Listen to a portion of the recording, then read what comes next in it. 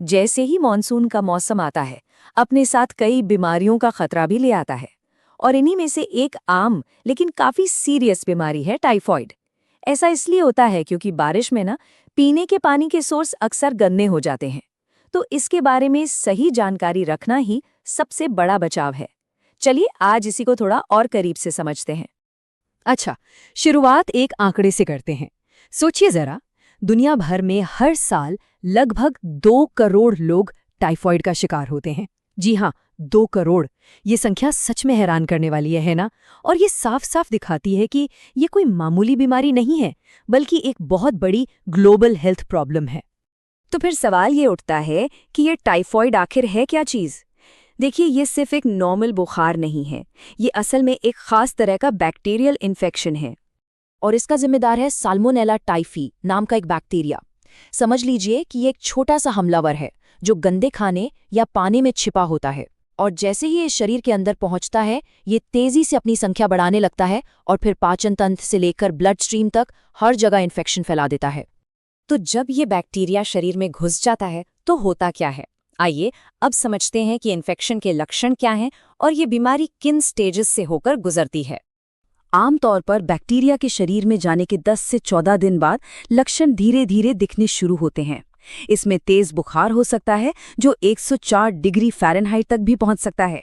इसके साथ साथ सिरदर्द, बदन में दर्द, पेट में तकलीफ, बहुत ज्यादा थकान और भूख का मर जाना, ये सब आम लक्षण हैं।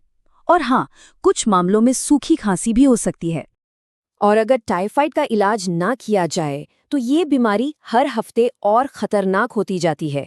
पहले हफ्ते में लक्षण थोड़े हल्के रहते हैं, दूसरे हफ्ते तक आते आते बुखार बहुत तेज हो जाता है, लेकिन तीसरा हफ्ता सबसे नाजुक होता है क्योंकि इस स्टेज पर बैक्टीरिया आंतों को कमजोर कर सकता है, जिससे अंदरूनी ब्लीडिंग तक का खतरा बन जाता है।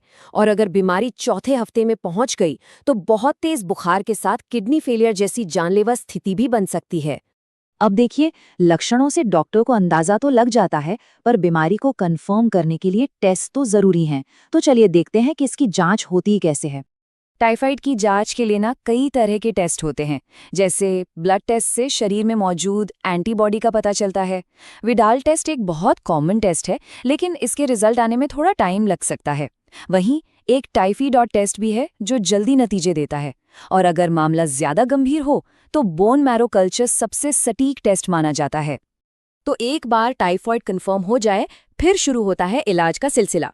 चलिए देखते हैं कि सही दवा और डाइट से इस इन्फेक्शन से कैसे लड़ा जाता है। तो इसका इलाज ना 3 मेन चीजों पर टिका होता है। सबसे पहला, डॉक्टर जो एंटीबायोटिक्स देते हैं उनका पूरा कोर्स करना, बीच में बिल्कुल नहीं छोड़ना। दूसरा, शरीर को पूरा आराम देना, कोई भागा दौड़ी नहीं। और तीसरा, खूब सारे लिक्विड्स लेकर बॉडी को हाइड्रेटेड रखना। इलाज के साथ साथ डाइट का रोल बहुत बहुत ज्यादा अहम है।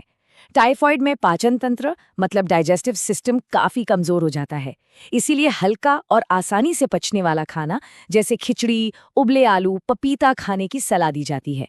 वहीं दूसरी तरफ मसालेदार तला हुआ खाना, कच्ची सब्जियां और स्ट्रीट फूड, इन सब से तो बिल्कुल दूर रहना चाहिए। अब एक पुरानी कहावत है, इलाज से बेहतर बचाव है। तो सबसे जरूरी सवाल यही आता है कि हम सब टाइफॉइड से बच कैसे सकते हैं। अच्छी बात यह है कि बचाव के तरीके बहुत ही सिंपल हैं। बस इन 5 कदमों का ध्यान रखना है। पहला, हमेशा साफ या उबला हुआ पानी पिएं। दूसरा, खाने से पहले साबुन से हाथ अच्छी तरह धोएं। तीसरा, हमेशा अच्छी तरह पका हुआ और गर्म खाना खाएं। चौथा, बाहर के खाने, खासकर स्ट्रीट फूड और पहले से कटे हुए फलों से दूर रहें।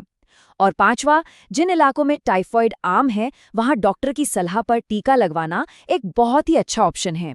तो अब जब हम टाइफॉइड के बारे में इतना कुछ जान चुके हैं, तो सोचने वाली बात यह है कि इस मॉनसून में खुद को और अपने परिवार को सेफ रखने के लिए क्या हम पूरी तरह तैयार हैं।